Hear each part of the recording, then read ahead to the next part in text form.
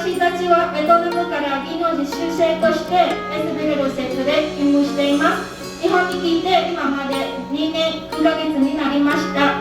今日は私たちも皆さんにベトナムの文化を教えていきたいと思います。皆さんよろしくお願いします。ベトナムは東南アジアに S 形の国です。ベトナムの国旗です。ベトナムの歌を歌いたいと思います。Em yêu phút giây này, thầy em tóc như bạc thêm, càng thêm vì bụi phận.